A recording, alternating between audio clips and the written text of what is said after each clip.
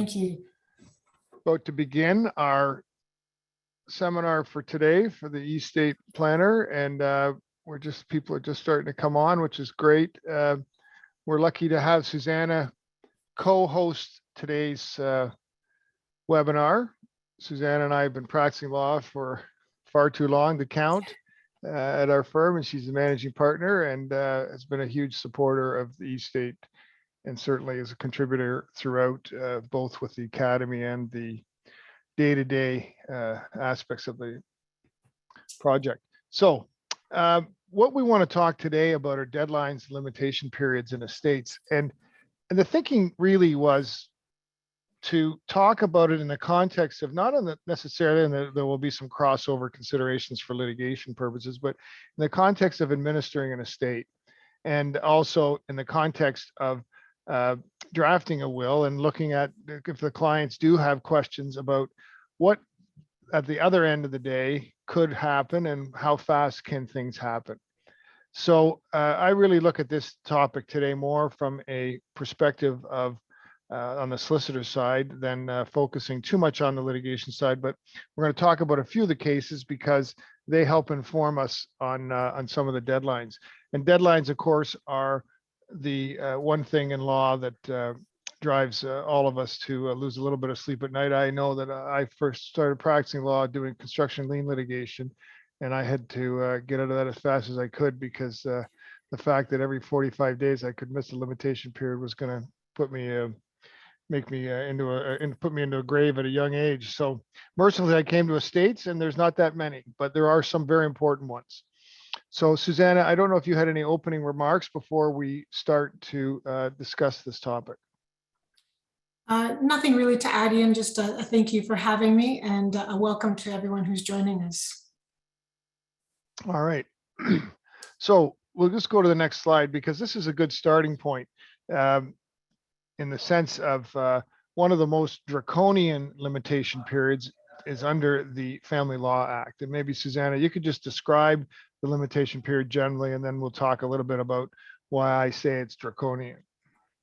Certainly, and under the Family Law Act, a married spouse has the option of either taking under the will, or if there is no will, on an intestacy, or making an equalization claim for one half of the net family property.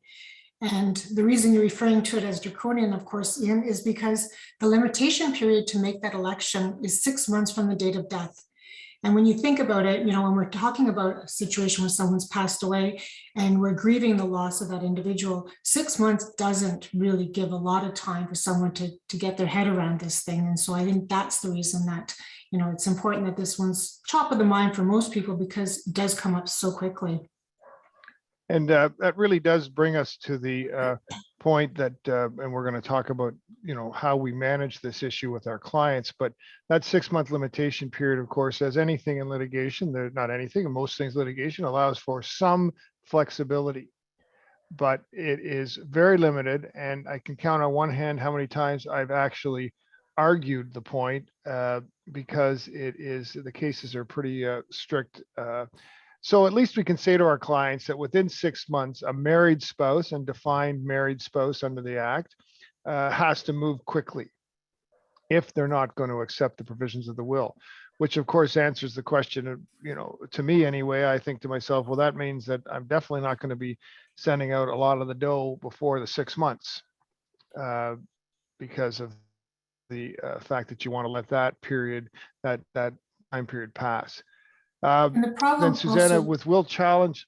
Oh, sorry, and I was just going to interject that the problem with that, although 6 months may seem like a good amount of time, the calculation of net family property and what goes into that, and having to determine date of marriage values and date of death values of all the assets, it's not an easy calculation.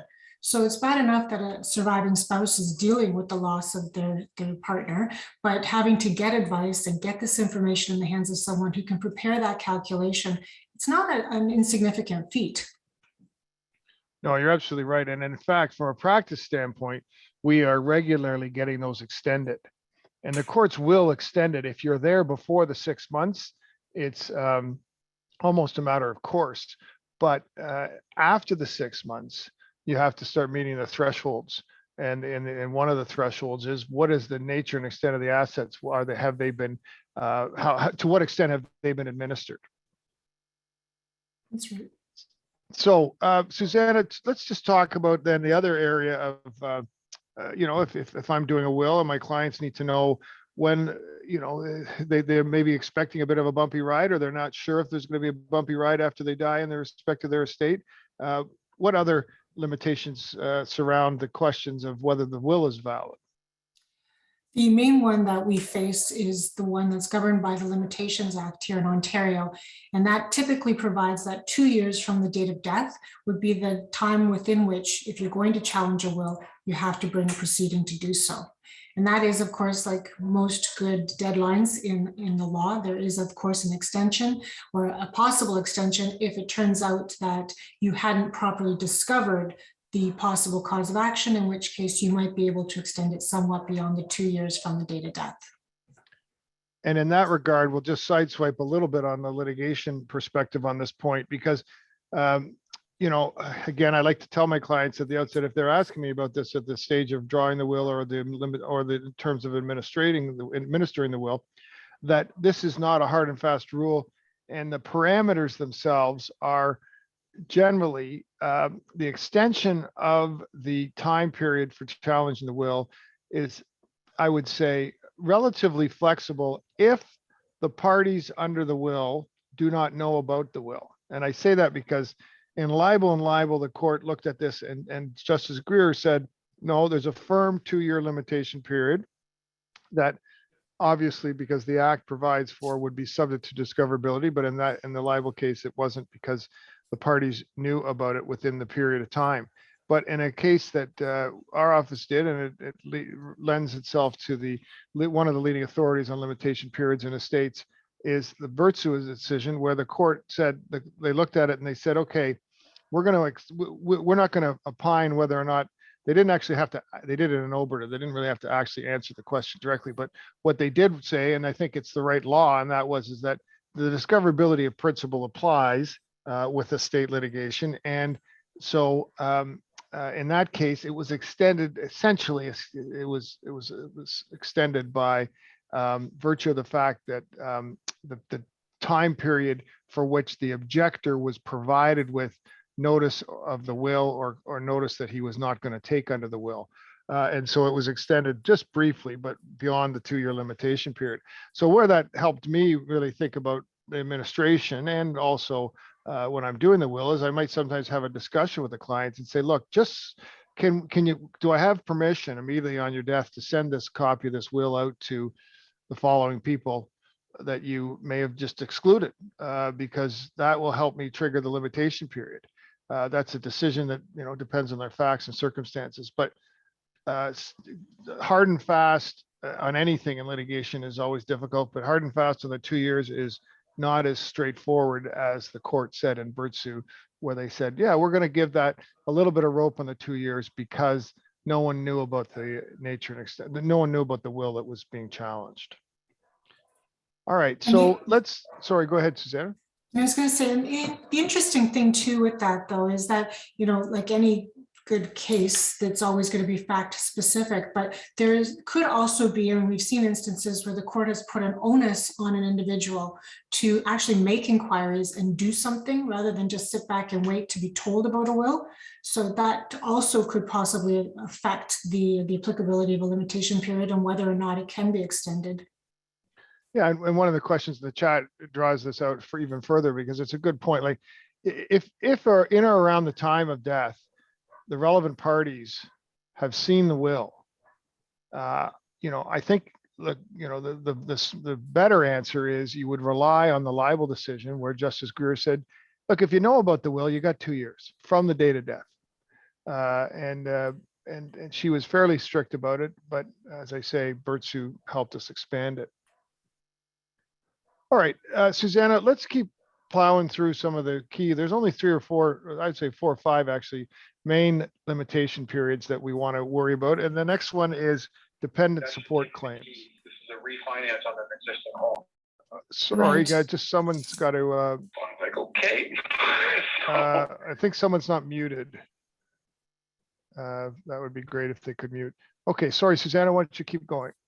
All right, so as during the course of an administration, there is what has become known as an executor's year. As a rule of thumb, an estate trustee generally has 1 year to administer an estate before the beneficiaries can start knocking on his or her door and start pressing for their legal entitlement to be paid.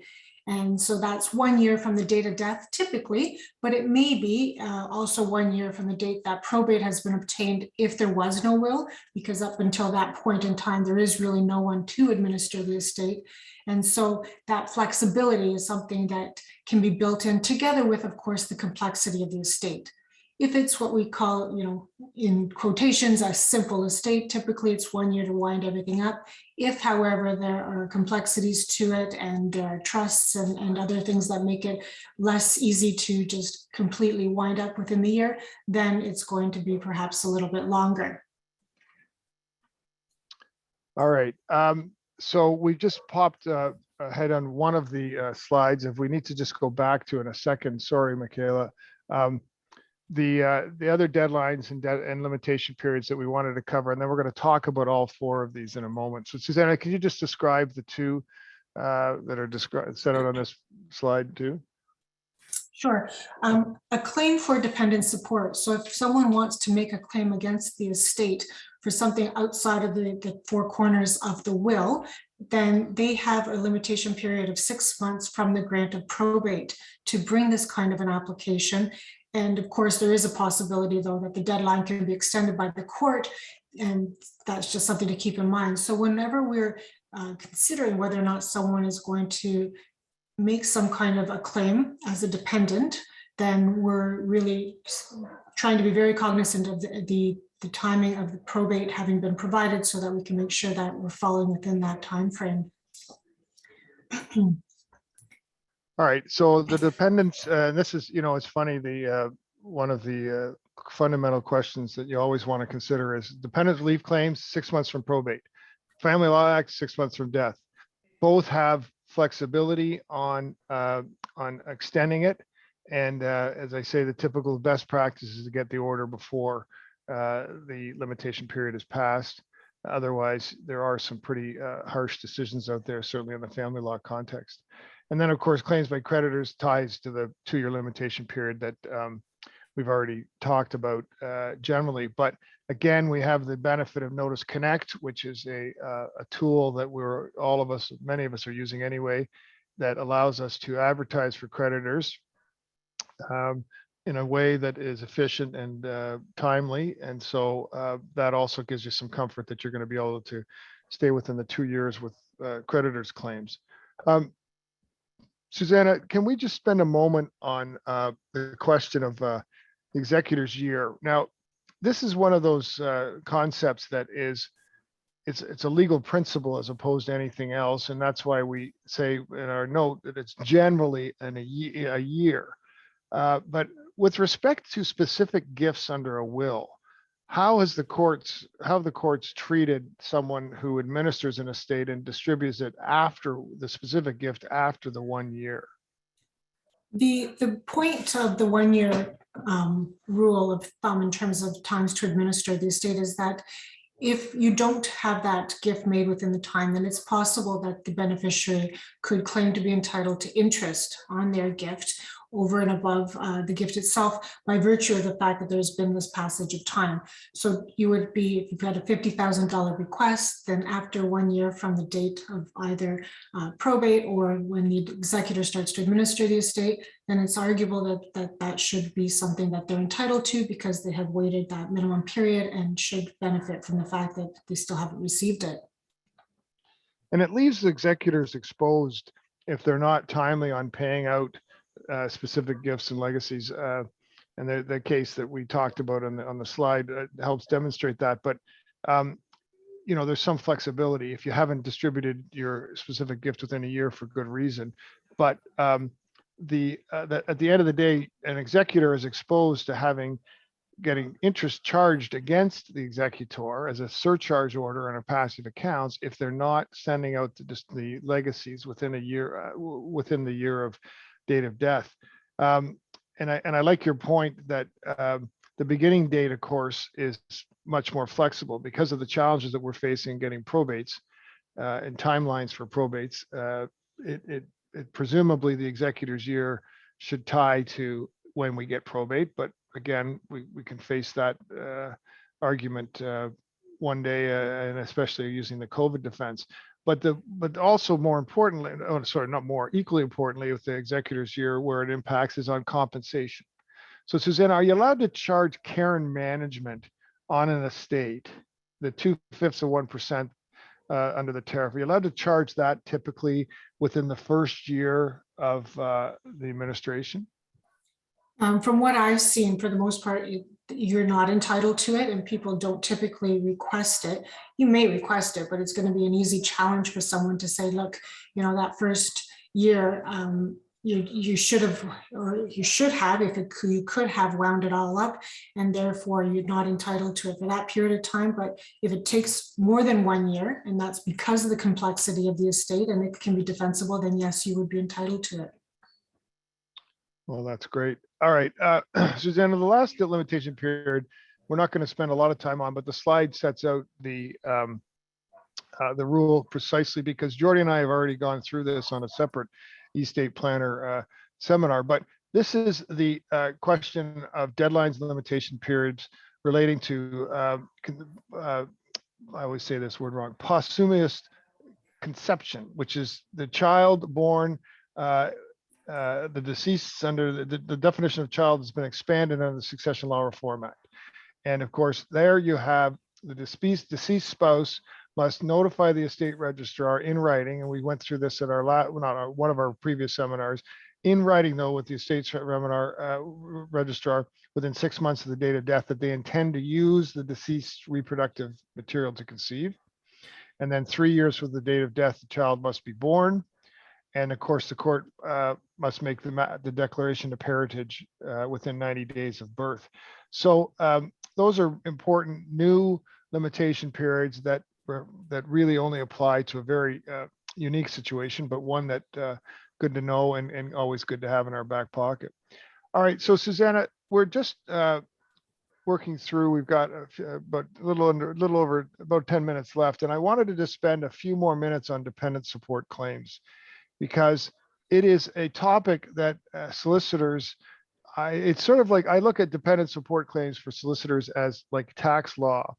I only need to know enough to identify issues. I don't need to know what the granular war would be and how much, what kind of a messy litigation it is and the nuances of fighting a dependent support claim if I'm a solicitor, but I do need to know the basics. And we've started with timelines. And that's as important as a solicitor. We can say to our clients, these are the kind of timelines you're going to be working with a dependent support claim. But the concept of dependent support claims, and with some precision, I think needs to be available to discuss with clients, because it's an issue that comes up at the planning stage and at the distribution stage and the administration stage. So Susanna, just talking about it generally, of course, tell us about dependent support claims and some of the key definitional aspects of Part 5 of the Succession Law Reform Act. So if someone wants to make a claim against an estate for support, they're going to essentially have to fit a two-part test. And the first part is they have to be within the category of individuals who are entitled to make a claim. And then secondly, they have to be someone to whom the deceased was providing support or was under a legal obligation to provide support and didn't do so sufficiently.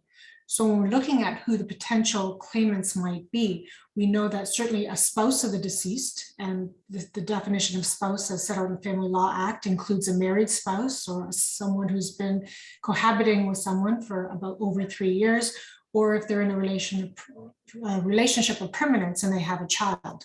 So if they fit the definition of a spouse, they could possibly make a claim for support. The parent of the deceased also could possibly make a claim, or a grandparent, or anyone else who had a demonstrated intention to treat someone as a child of the deceased, including in some circumstances, of course, an adult child or a posthumously conceived child might have a claim for support, or a brother or sister of the deceased. So as long as you fit in within one of those categories as a potential claimant, you're sort of in the box, so to speak. And then you have to meet the second part of the test, is that you weren't adequately provided for. And so that's the kind of claim that we're going to be considering, either when we're taking will instructions and considering whether or not someone is not going to be included or going to be specifically left out of a will, or someone who potentially should be considered for other reasons because someone was supporting them along the way. So those are the kinds of considerations that come into play with a support claim. So, I like to describe it with clients with the stage of taking instructions, is that identify the broad definition that it includes, including, as you say, independent adult children can qualify, not as strongly in Ontario with the case law, but they qualify. So you have to have the right circumstances. But out west, of course, in British Columbia, they definitely qualify for these kinds of claims against the estate. But then I say, okay, so if they qualify, think about who around you would qualify, and if they do qualify, how do we calculate it? What is the need? And until there's a Court of Appeal in the case called Cumming versus Cummings in Ontario, which is really the leading case in dependence relief, until that decision came out, there was a decision in the Riemannian, which came out of British Columbia's Court of Appeal. And so for many years, what this two-step approach was, brought about was just, what's your need? What do you actually need? And I can say that certainly the Ontario courts, while there might be some broader flexibility, that is still generally the test, whether people will admit it in law or not. When we're fighting these cases, the judges typically obsess with us over what is actually needed. And need, of course, is something that my kids have figured out. It's never, you can always need more, but the concept of need is something that gets demonstrated. So when I sit down with my clients and identify that there is dependence, I'll often then take some time to talk to them about, what does that mean? What are their financial needs going to be in the future? All right, so just to give people an idea, generally high level on the litigation piece, Susanna, that next slide just deals with how these applications are brought, and maybe you could just describe it generally about how the application is brought so that people can understand that process. Sure, Ian. I mean, as you say, the question is, it's really a financial one. So the test says, if someone hasn't made adequate provision for the proper support of a dependent, then that dependent can make a claim. They're going to have to demonstrate that there was a need, that there is a shortfall in terms of what they were provided. And if they were provided with nothing, there's clearly a shortfall. And so it becomes a little bit like a family law analysis in terms of the needs, but the difference, of course, here being that there is no person who's continuing to have an income who is no longer alive. And so the pot is limited, so to speak. And obviously just the language of the test itself is very airy-fairy. And so it's a subjective test, what is adequate and what is proper in terms of support. So that demonstrates, of course, that the courts have a very, very broad discretion in making an order for support. They can make a claim on some kind of an interim order for support so that you get support for a limited period of time. You can get support by way of money or by transfer of certain assets, and including real estate. You can get periodic payments or lump sum payments. And so depending on the particular situation and the kind of claim that's made and the entitlement or the requirement for support, the judge has a lot of latitude to make a decision and to try to fit the circumstances as best as possible. And just to sort of tie to that whole point about, the size of the pot, we know that there is a limited estate, of course, but the Succession Law Reform Act has a specific provision, Section 72, that actually allows us to expand the pot, so to speak, for the purposes of making a payment of support in favor of a beneficiary. And so it allows the clawback of certain assets that would otherwise have passed outside of the estate. And so it just has an opportunity to make sure that those individuals are provided for if the judge is minded to do so. Absolutely. So thank you, Susanna. That's a big help, because really at the end of the day, the application process, although cumbersome and costly. It's a pretty straightforward step. You have to bring it by way of application, and you have a court that is going to express wide latitude in terms of its the nature of the relief. On the all right, so let's just, we've been talking about the latitude and so on, but the question of dependent support claims and the calculation of the amount is the last sort of point we want to talk about, because there, what are we going to face? If our clients are sitting across the table giving us instructions, we've identified a dependent, I'll often say, well, look, this is what you can expect in court. And Susanna, you're going to talk about the test that came out of the Cummings decision, but I say to the clients often, practically speaking, the other side, the dependent may hire an expert, and that expert will identify lifestyle spending over the past relevant period of time that will help feed the calculation. And then at the end of the day, we'll come to court and make an opinion as to how much is enough. And as I say, I shudder to think if that expert came to talk to my children, because I keep hearing it's never enough. But the question of support claims has some, really the four corners of it in terms of the determination are set out in section 62. Susanna? Yes. And so, it really is going to be a financial analysis to some extent. And so, what the dependent has and what they need is certainly one part of it. What their opportunities are to provide for themselves. So their age, their physical and mental health, their custom standard of living, of course, and ultimately the nature and extent of the relationship with the deceased is one thing. And so that will help form the financial side of perhaps what the shortfall is and what that individual needs. But the interesting thing that came out of our Cummings and Cummings decision that you alluded to, Ian, was this way of thinking that was sort of mirroring what we saw in BC, which was that suddenly there was talk about the fact that someone may be entitled to a fair share of family wealth. And so again, talk about that flowery, subjective language. Well, what is a fair share of the family wealth for someone to be entitled to? And that, of course, we've seen through the cases, the cases bob and weave, so to speak, in the sense that sometimes, depending on the size of the estate, it's going to have a real impact in terms of just trying to share amongst more people in those situations. But if it's a smaller estate and there are really clearly people who need it differently, then the moral considerations may take a step back from that.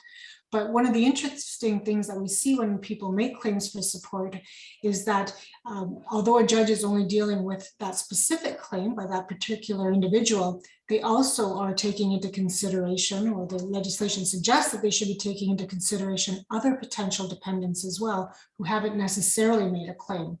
So talk about, trying to redistribute the family wealth in an interesting fashion. The judges have a lot of discretion in that regard as well. Absolutely. All right. Well, there's some uncertainty there, but there's also certainty in the sense that we at least have some basic parameters of how we can analyze this with our clients. Thank you, everyone. Thank you, Susanna. We really appreciate you stepping in today and presenting with us. We'll be back next week, next Thursday, and look forward to spending some more time with the group. So thanks for joining us. And again, thanks, Susanna, for taking the time. Thanks, Ian, and thanks everyone as well. Have a wonderful rest of your day.